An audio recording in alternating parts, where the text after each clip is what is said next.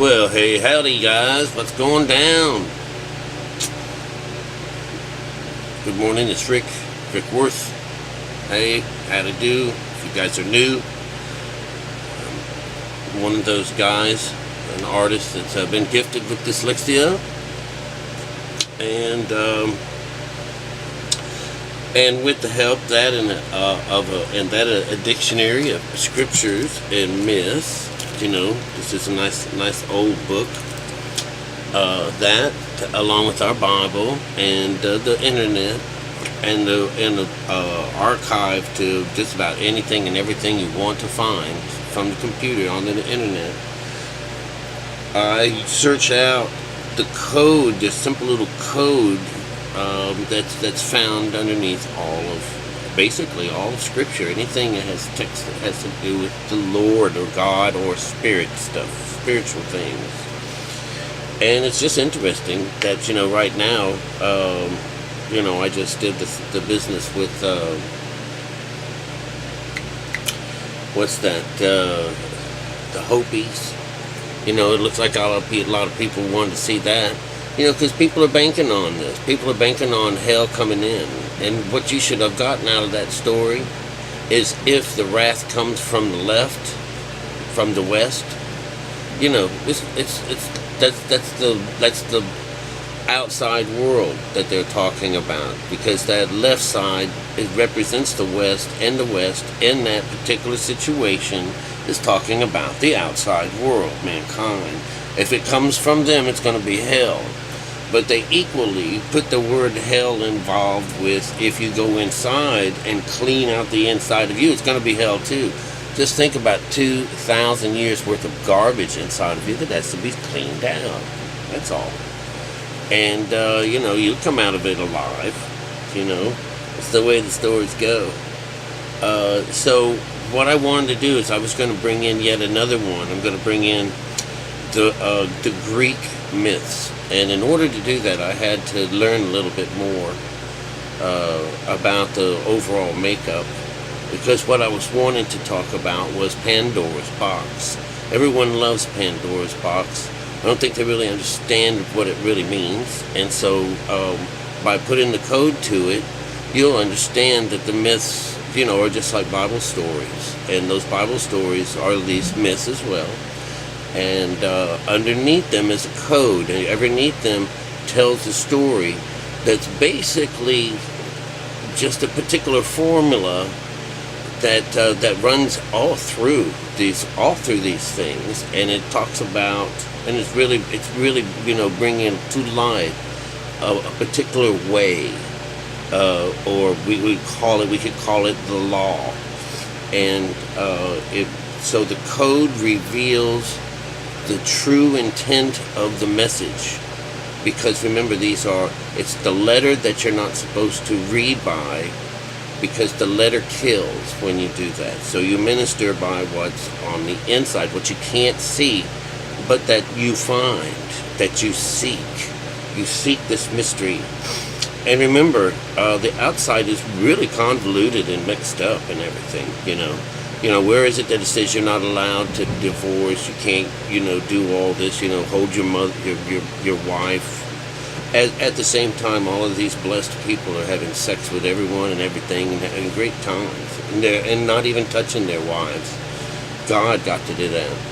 That's because in the stories, the wives are really their sisters, That's what happens, that. That was at the beginning of the stories. It says, God says, you're not going to just don't touch her. So you see that the babies that are produced by these beings, by these people of the stories, is something that doesn't require sex. That this virgin mind and this child are created in a whole different way, that is also known as knowing, but joining together. But that is all of you going in and bringing mother and father together by the birth of this little child, this energy, this little light that comes up the backbone until it ignites the pineal gland and sets off the right hemisphere of the brain. But in order to do this, the body has to be shut off, and that means to go into a deep meditation that shuts this off. And what you get in here, you get a lot of this. This is, I had the story. Let's just I'll clue you in as you go. But if you're one of the group here that's been around for a while and you're developing your ear, you're going to understand that this is going to be a lot of fun. Pandora's box is the second chapter. Second chapter has to do with the creation of man. The number 2 is God's creation. That's the way this is going to work. So what I did is I backed it up to find out what the first chapter was, and the first chapter is in the beginning. All right. So it really only lasts for about 12 or 14 minutes, each one of these stories. But when you write them down, they take forever to do. So what I want to tell you is that we have, my book has Zeus as the main guy with all these other names. But in this particular story that I've been listening to, it's Jupiter. So this is the Greek side. All right?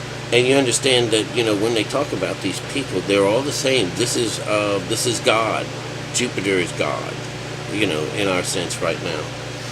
And so what he is he's the main boss. He's got a whole mess. He fought for this space, and for Earth to be control of it, and just like all of these things, heaven is the throne and Earth is the footstool. And of course, in our mind's eye, heaven is the right side and the footstool is the left side. Earth is the lower mind, the lower conscious. And of course, this is the higher side, the higher conscious. And what he has done is at the very beginning, he's like, they're all enjoying this, all these gods, but at the same time they're saying, there's nobody here to enjoy it. So this is about the creation of man. But what he's done is he has proportioned the earth already to 5 brothers, all right? And that's Neptune, Pluto, Atlas, Prometheus, and Epimetheus, all right? And what it is, Neptune is the god of the sea, of course, and Pluto, now think of this, eons ago, hundreds of years ago, Pluto is a kingdom that he could barely see. It's so far away, and we only discovered, in our lifetime, Pluto. It's a very hard place, and he is the god of the underworld, all right? And of course, Atlas, he's a giant growing off the shores of Africa and holding up on his shoulders the heavens. It's just amazing.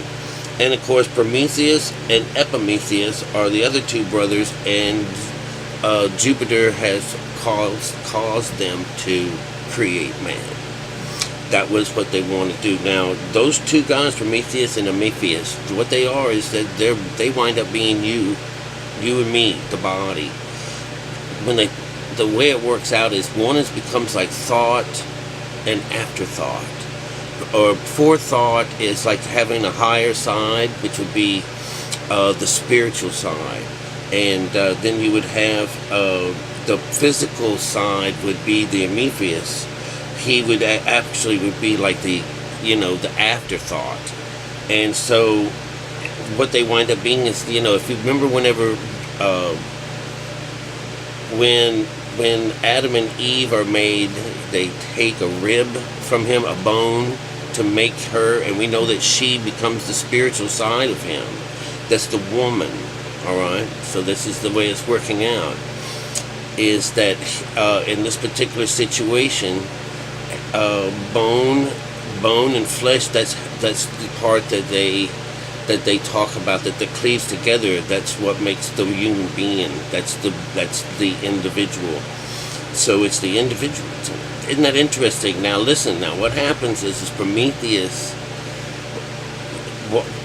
What do we have to do? He says, I want to do something more for Earth. I would like to see them have fire. There's no fire down here. The only fire burning is on Mount Olympus. And he says, so this is the individual, the higher mind, wanting something better for man. It's gonna steal some sacred flame that only burns at the top of Mount Olympus. So while the gods are all having their little fun little thing going down, he sneaks over and grabs some of this light, this flame, and takes off to Earth with it. And of course, he's scared to death because he knows that Jupiter is going to be so pissed off at him. You know, Jupiter's the guy who throws arrows, he throws lightning bolts at people. But he just knew he was going to get in trouble. So whenever all these gods finished up their job, finished up their meeting, whatever, and he looked down and he could see something he hadn't seen before, something glowing going on down there. So he figured it out. He got really mad. And he grabbed a hold of Prometheus. All right, remember he's going to be the spiritual side of this thing. He grabbed hold of him and puts him. I think it's not the spiritual side. I think he becomes the physical side. Because what happens is he is found and he's got to go through Jupiter's wrath. He's chained to a stone. All right, and this vulture, a hungry vulture, is made to come in and tear out his liver every day, and at nighttime it would grow back again, and he sat above the guy's head, and this happened forever and ever. So he was being tortured by, he lived, and it just would grow back and live, and it would grow back, and this liver, the liver is actually the idea of the lower nature, which shows that the body has been put in this position by Father, this is the torture that we have to face.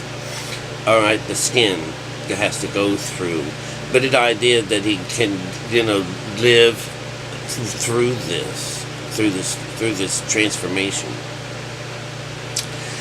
So that's the end of that. But in the story, I guess because we don't want to just think about him being up there being eaten all the time. What happens is the big guy Atlas comes in one day, finds him, is running around the forest and finds him up there one day. He kills the vulture, and he grabs Prometheus and he takes him away.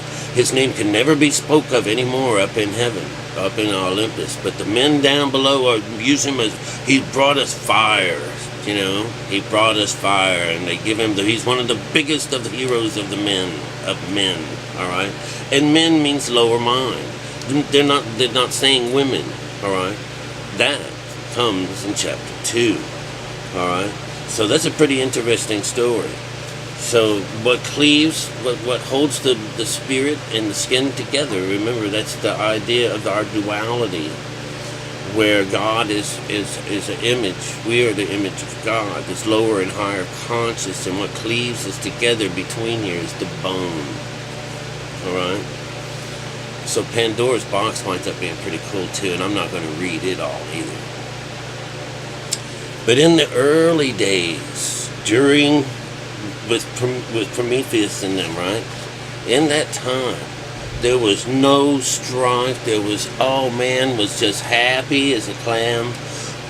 There was no sickness. There was no jealousy. They were just happy. Just like gods, they were. They were beautiful. They were strong. They were healthy and youthful. But they just didn't have any immortality. That was the only thing. And I think that Zeus kind of got a little, Zeus, or let's say Jupiter got a little, little jealous of all this goodness going on down there. That he still was mad. So let's take the jealous part out. He's mad because those motherfuckers got that fire down there, and nobody's been accounted for it yet, He still's got to get somebody. So Pandora's box wind up actually being about Epimetheus, or however you say this guy's name, Epimetheus, whatever. It's his story, because he is the one who is getting a woman, because he says, he's talking to Mercury, and Mercury is the guy who travels between the two. So you have to understand that they're already connected. This particular Prometheus, they're God. They're children of God. These people, these 5 brothers, are his sons. Okay, so and remember, it's always about one person in here. It's always about you. So what happens is he says, we're gonna we're gonna make him something nice.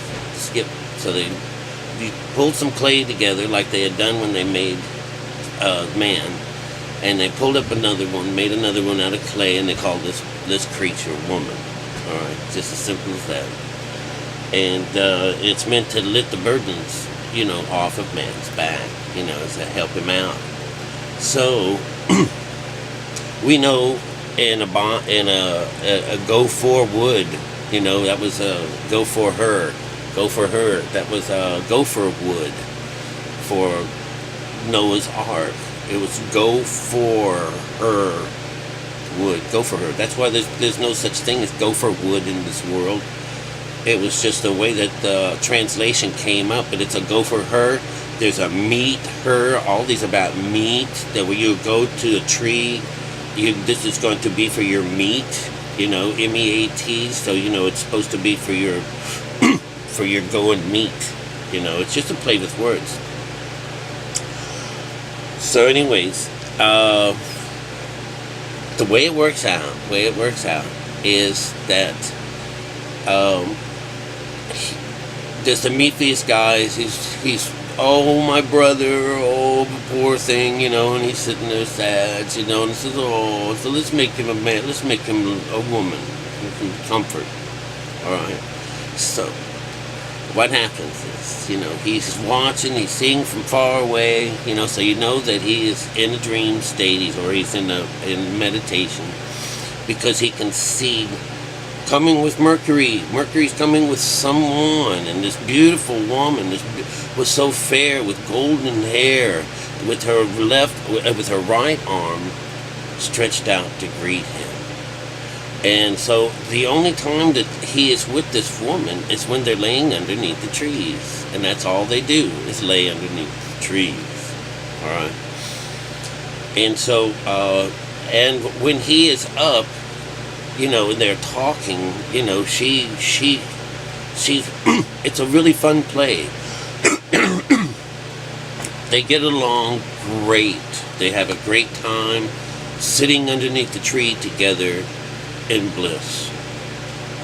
Until one day they see coming from afar a figure, an old man, carrying a heavy box. He seems to be burdened by it, And before he gets here, she runs out to him, says, "Oh, please come on in and take water, sup with us." This is really what the female side's supposed to do, anyways. I want to relieve your burden. That's the way the stories always work. The women come to the well to help the shepherd, to feed his flock, and I will pour water for you, and I will pour water for your flock. And this is a beautiful saying about, how when you touch this part of your mind, this female side, this female energy is a beautiful thing. All right. But a lot of times when you touch this off to clear a path for the beautiful thing, something terrible has to happen first. Not all the time. All right. But we have a wrath that has to happen somewhere, because Jupiter's still pissed off, so we can't get really off the track, for all my ADD friends out there. All right. So how it works. This person that's sneaking in on him is Mercury in disguise. Because what Zeus did says, I've got he's like, and he talks to all his buddies up there. I want to get him back so bad, and none of them agreed with him. So on his own, he sends Mercury down there with this box, and inside this box he has a trick or so. So anyways, he knew that eventually that girl was going to get crazy. Her curiosity was going to get the best of her, and she was going to open that box. Remember, that box actually belongs to Epimetheus. The story is about him. And all the story is in this dream time, this dream state, the entire story. So, so what happens is she winds up taking that burden. They both say that they will relieve this burden, and he's going to be back in a couple of days. So, if we had this all shortened up here, you would see the times coming to life. And I didn't care to do that, because if you're developing an ear for this, you can tell it in the story.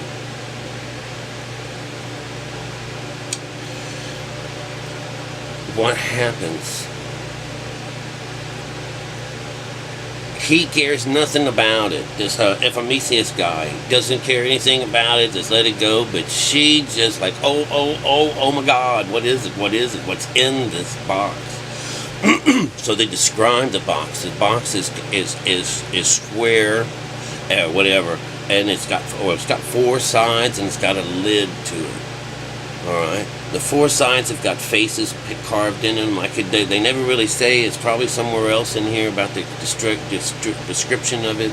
I wouldn't doubt that they were the 4 sides of the fourth of the winds. The north, east, south, and west. I wouldn't doubt it at all, because that's the world. That's the spiritual world. That box right there is the fornix of the brain. This is where all of this happens. This is the cave. This is where the little sprea pinealis comes out there from the pineal gland, and when opens that up, that's when the stone is removed.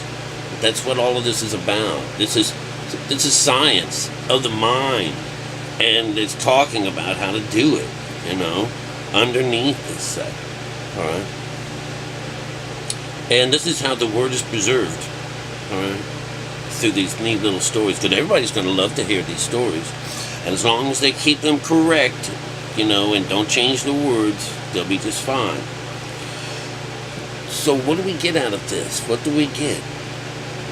She lays under the tree with him, and she says, let's check it out. What do you think it is? What do you think it is? What is it?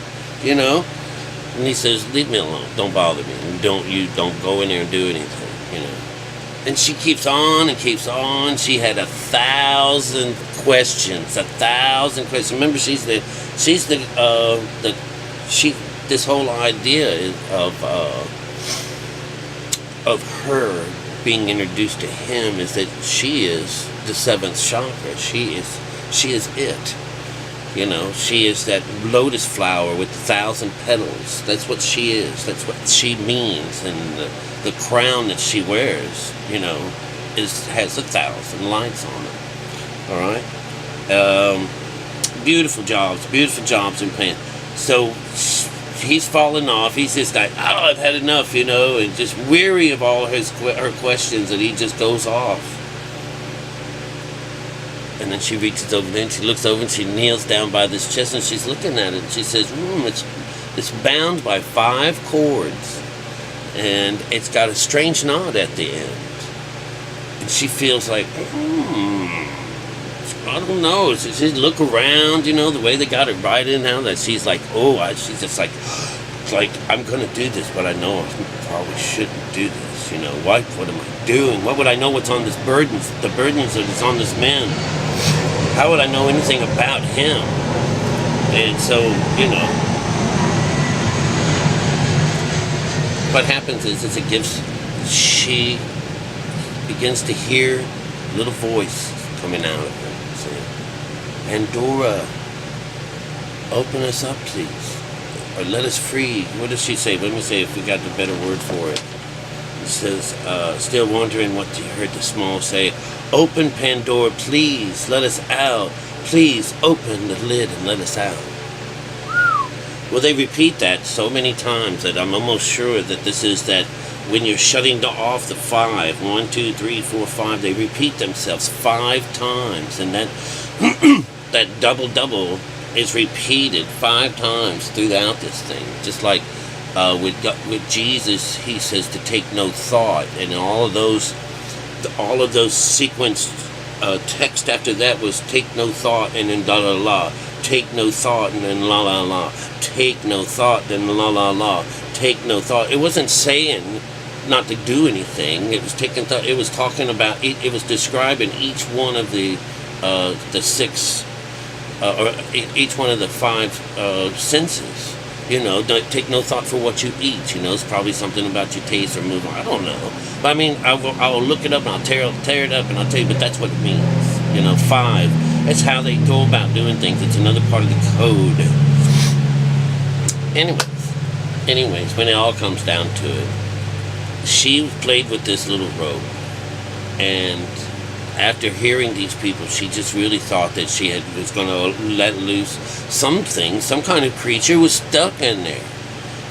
So she has a good reason to open it up. So before she even, just a little crack, these little things, these little creatures take off, and they're little wing things, and they called them brown winged moths. And they began to fly around and swarm around her and sting her and bite her and get stuck in her hair and in her clothes. She can't get away. They're biting her and she's swelling up and her fair skin is becoming, engrossed with all these terrible bites and gnats and pinches and boils. And she's crying in pain until she runs to Prometheus, and he's like, oh my God, he doesn't have to explain anything. They are swarming around him and they're biting him, and they are both like, oh my God.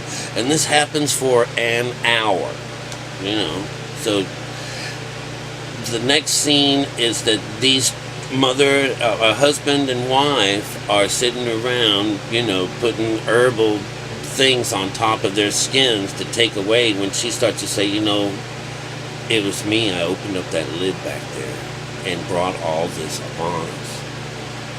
And, in some ways, she says, I'm very sorry that they have done that.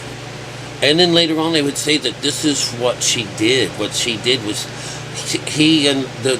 this is what Jupiter designed to take away this beautiful, blissful world that man was walking around in and having such a great time with. He sent in what was it that was left loose?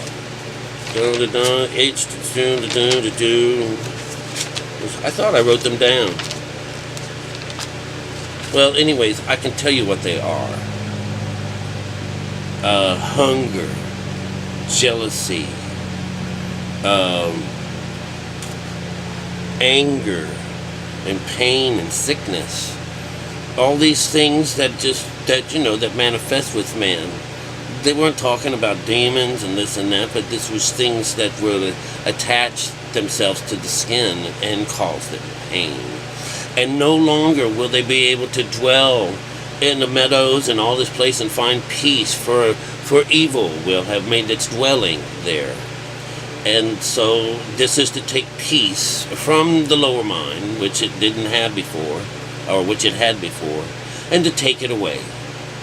And of course, it's blamed on the female again, because what it is she's going to wind up representing the fire, because the two boys, the two men represented the skin and the soul.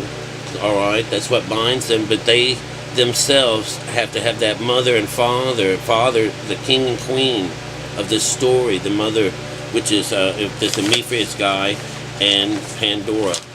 They have to, be together as well. So they lick their wounds, they take care of this, and then, even through all of this, she still says, I still want to know what's in that box. I'm sure that there's a lot more in that box than those things could have taken up, I'm sure. And she says, maybe all of those bad guys are gone by now, And so, this time she asks her husband, because she hears the box calling her again. And the box has this really sweet, beautiful little voice. And it's just, please, open up the box and let me out. And that's what it was saying, let me out. And so I'm going to get my husband's consent on this time to open up. And that's really the way it is. You always have to get your husband's consent. He says, yes, you can open up the box. That's what we do. We say, when we go into meditation, I'm giving it over to you. Go ahead, open up that box. And they were really scared. And so she opened up the box, and this beautiful little thing popped out, this little creature that had little wings, and I think they called them gossamer or some kind of gauzy wings. And it was just this little beautiful little thing, and it flew directly to Pandora and touched her, and then flew over to Epimetheus and touched him, and everywhere. And as she touched them, they were healed of their wounds and brought of all of this. And so what we wind up, we get a little narration in there that all the gods got together. Let me make sure I get it right. That all the gods got together and said that, this is just not right for Jupiter to befall this upon Earth. See, what happened to those little creatures that were biting them and stuff like that? They took off out into the world, and they landed on leaves. So they landed on green things. They landed on so that they could be there to torture. So that's how this works. But there was one of the gods in there. One of the gods felt pity. That's what it says, is that one of the gods took pity on man, and hid this little thing in the box with them, so that they would not be left alone. And that little thing was called hope. Kind of chokes me up. That's what people lose when they kill themselves. They don't know that she was with them, because the way the story goes is that no matter where on earth they fly, no matter where on earth man makes his home, that hope would be there. And for religion to hide that from people, it's just terrible. All you have to do is go inside and find it. I don't know why I'm acting all up. It's just weird. It's just weird feeling. So what you really get out of these stories is, right now I don't know if What's His Face ever came. Maybe that's in phase 3. I haven't read that one yet, but I got work to do. But the way the stories all work out is that there's a place inside of you that brings healing upon its wings. And it talks about how this comes about by being a part of sorrows. But I think that's all going to happen in the future. These hosts of evil beings, once set free, can never again be shut up in the narrow prison. So these are things that are in us. That's what this little hope was for. So that the host of evil beings, once set free, can never again be shut up in their narrow little prison. So that's what I've released all these monsters in me. They can't be shut up in me. As they're going somewhere. I hope they got dissolved. So that wherever life, so that wherever life lived, even to the remote corner of the earth, hope followed her and brought healing in her wings. And when the world grew wicked, as it did in those days that came after, so that men forgot the altar to the god,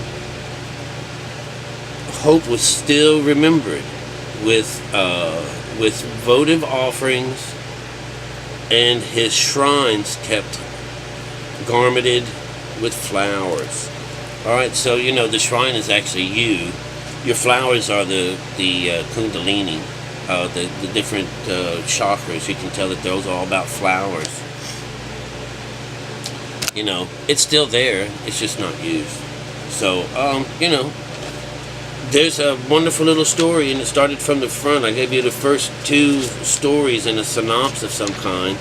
Sickness, pain, sorrow, envy, pride, jealousy, hunger, poverty, and death. These are the ills.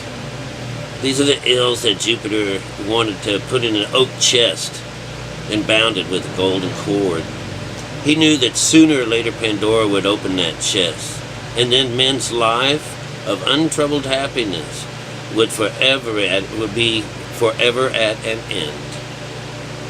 Never again will the gardens of earth be placed there, or be places where men can find peace.